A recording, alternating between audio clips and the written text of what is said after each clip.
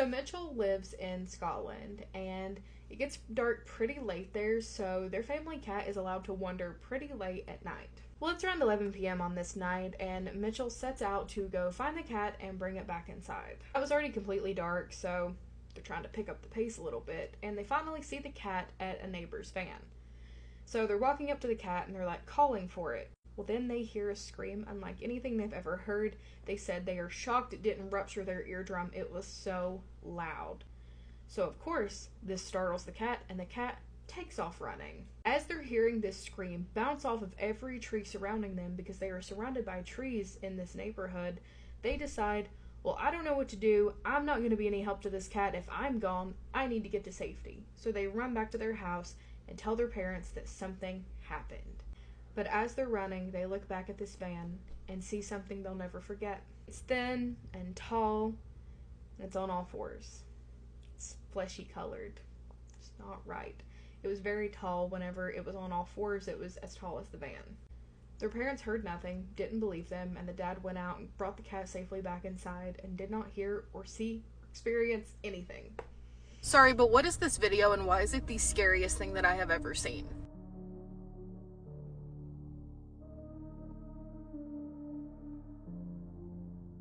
So this creator originally was like checking this area because the door kept opening and they were like, okay, is it a pet? Is it a child? What's doing it? There is nothing in that video causing that.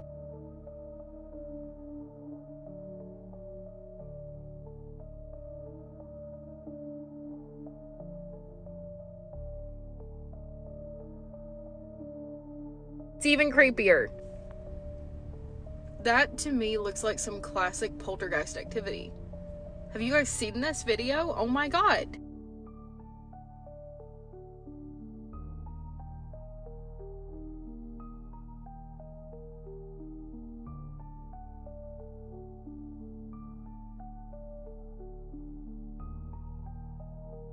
So this follower, let's call them G, visited Waverly Hills Sanatorium way back in 2021.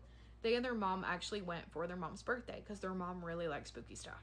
G noted that on the 4th floor there was a strange noise, like a loud bang that happened that scared the entire group. And at this point when that sound happened, G whipped out the old phone and started snapping pictures. First picture is literally normal. And like I said, it was rapid fire picture taking. So they should all look the same. Well, tell me why after the first one things just go downhill. They also noticed later on that if you look closely, there seems to be the face of a woman in the window. I'm going to show you guys and you're going to tell me what you think and what you see.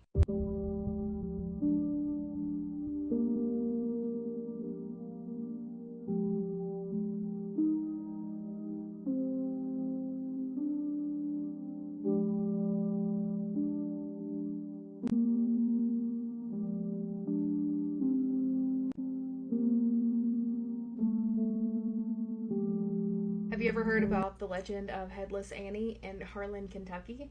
Well, I hadn't either until I got a story sent in to me of a real encounter with her, and I nosedived into research. So let me just tell you guys everything that I learned and then an actual encounter. So the legend goes that Annie and her entire family lost their lives in a very brutal way at the hands of someone else, which explains why she is called what she's called. Her spirit has since been cursed to wander the back roads, and she is usually seen holding her head. People have seen her on the sides of the road, had her chase through vehicles, and some have even reported her being inside of their car. Spoiler alert, that is what happened in the story that I am reading you right now. So this follower, let's call them Angie. Angie is driving down a back road in Harlan, Kentucky, just minding their own business at night. They heard the story, but nothing had ever really happened to them. They weren't thinking about it as they were driving down this road. Well, they stop at a red light, at a stop sign, I don't know, but they stop. And they get out their phone to send a Snapchat back to one of their friends, and in their back seat, they see a woman. Of course, they flipped around, and nothing was in their back seat. They panicked, deleted the Snapchat, and just drove as quickly as they could home. Well, a few days later, they found themselves on that road again because they were driving their friend somewhere. The friend kind of got weird randomly on that road, but didn't say anything. And when they got back to the house, that friend was like, there was something wrong on that road. And then that friend proceeded to describe the exact same woman that was pictured in that Snapchat that they saw in the backseat themselves. So if you're ever on certain back roads at night in Harlan, Kentucky, look out for Headless Annie, because she might end up in your car or chasing it. I don't know what's worse. Inside the car probably, right? But like also turning around to see that you're being chased, hunted for sport. You guys want to hear a story about someone that had a run-in with a hellhound for like years and years and years? Let's read it. When I was young, a toddler, I think, until junior high, I used to get this dream of a big black dog with red eyes. As a toddler, it terrified me, stalking me in my dreams, which made sleep exhausting. Now I'm 31 and I don't recall every instance, though the ones I do recall, I would always wake as the hound was lunging at me with its jaws agape and fangs gleaming. He'd show up randomly over the years when I'd least expect him. I think it was soon after my pawpaw's passing when I was in a dark place mentally. I remember being furious that this beast was still harassing me when I was already dealing with so much. I remember taunting and cursing him in my dream from the front door of my mom's home where I was living. I was telling him off and saying that he had no power with me, and then he lunged at me as usual. I slammed the door on him and I haven't seen him since. Only small things occurred occasionally after that. I still remember sitting on my bed, which had a bookshelf headboard, and a book hit the back of my head. I thought this was odd because it had been there for a hot minute and there was no issues. Another time I was home alone walking into the entry area to feed my pet when I saw the shadow of something through the paper blinds on the back door. Our home at the time was along some tracks and there was a back porch with a noisy metal screen door from the porch to the yard. I jumped and screamed upon seeing this figure, which disappeared as soon as I had screamed. I almost ran to the room when I stopped myself. If they were leaving in a hurry, there was no way I wouldn't hear them. I went to the blinds and moved them back to find nothing out there. Once I closed the door on the Hellhound, I think I closed myself off to most things, though I still believe heavily. No one will ever make me feel bad for my fear of mirrors. Have y'all seen this picture floating around TikTok? So this picture was taken on this girl's prom day when she was a senior in high school, I believe, and you can see clearly that there are two different facial expressions going on. How is that possible? A camera lag? How are we doing this? And she was like, I never went back in that room. Dude, I don't blame you. I would never go back in that room either. I hate mirrors. And outside of like, even a camera lag, would it cause that? I don't know what kind of camera they used.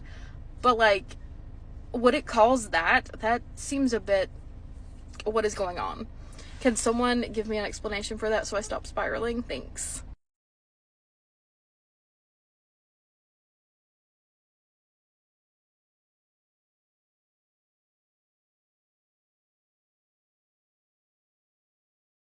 So a while ago, I shared with you guys a story that was sent in to me that was about a Ouija board that would actually not let the people playing close the session. And I had never heard of anything like that happening, and I asked you guys if it had ever happened to you just because I wanted to see if it happened to anyone or if it was just this one unlucky person. And I got in a few more stories, and this one is absolutely horrific. I'm going to tell you what happened. I am going to have to change some things because this app's not going to let me say some of these things, but let's get into another story where it did in fact happen. Before we get into it, I have countless videos on how to play a board safely if you choose to do so, things to look out for and all that stuff, how to follow the rules. If you guys would like me to do an updated video, I will gladly do it. While I don't plan on ever playing a board again, I have played them, and I think it's better that you know how to safely do it instead of me just saying, don't do that. That's not helpful. So if you guys would like those videos, please let me know. And let me tell you this story. So this experience happened when this follower was 12 years old when they made a Ouija board with their friends. One weekend while they were hanging out, they drew a Ouija board on a sheet of paper and used a coin as the planchette. They followed the protocols at the beginning of, this coin is the planchette. Everyone puts a finger on it. No one moves their finger off of this until the session ends. So they ask the normal questions like name, age, how did you pass, all that stuff. And then the board starts spelling out things like Jail. They ask why. It spells out Crime. And they ask which one. And then it spells. So some of the friends start getting uncomfortable, rightfully so, and they're like, okay, thank you for your time, we're going to end this session, goodbye, and this coin will not move. When it does move again, it moves to no. People in the room that weren't playing at this point started to leave the room, while the group that is still there with their fingers on the coin are begging this board to let them go. And it just keeps going to no. So then they fold up the paper with the coin inside of it and take it out to their usual place of worship, and they ran towards it to hide it under a stone. They never played a board again after that, and honestly, don't blame them. That'd be the end for me, too. Have y'all ever been out in the woods and you just hear screams echoing off of the trees that sound nothing like really a human or an animal? Kind of sounds like robotic and strange. I know a lot of you guys have said yes. That's actually really common, especially in Appalachia, unfortunately. It happened to me a few nights ago. I got it on camera. I don't know if I'm going to post it. But yeah, it happens quite a bit. And a creator on here actually did catch it on camera and posted it. So let's just take a look at that. Was that Dalmatian? Okay. You just wanted to be in the video. Say hey.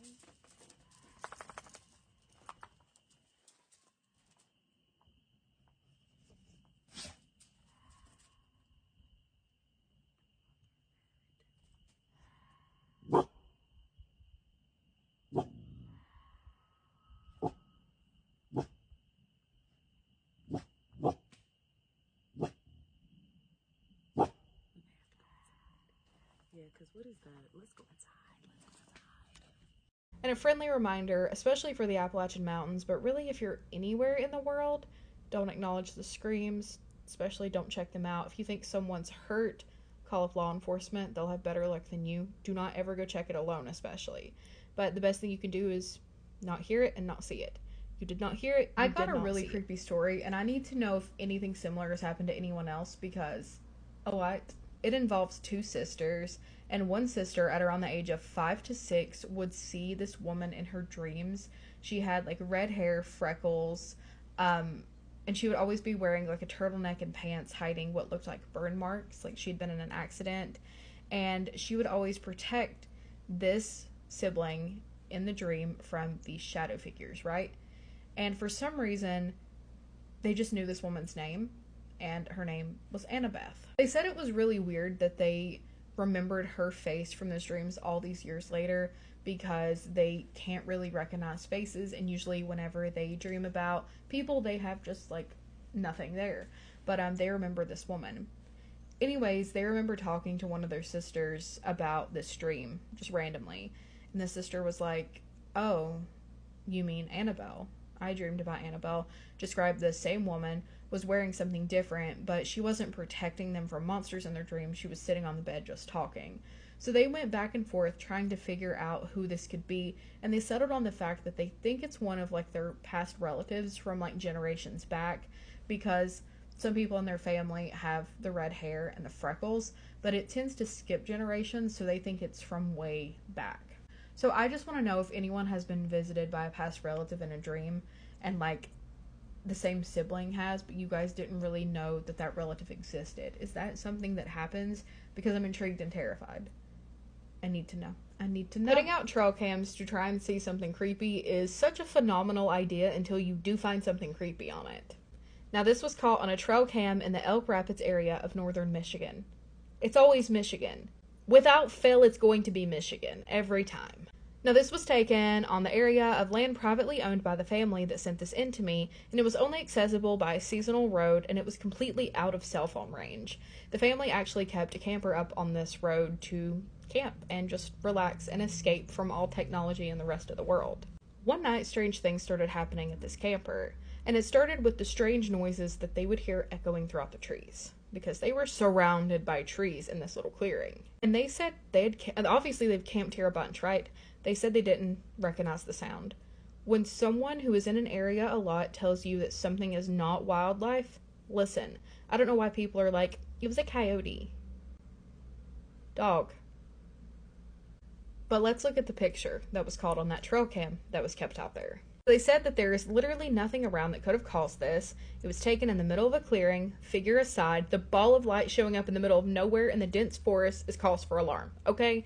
It is.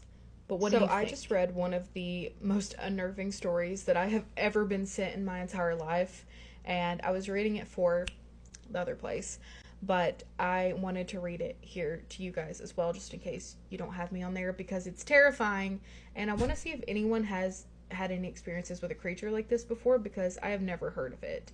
But buckle up and don't watch this one at night, because holy crap. Now, this was one of a few stories that this person sent in to me. They're all good, but this one stood out to me.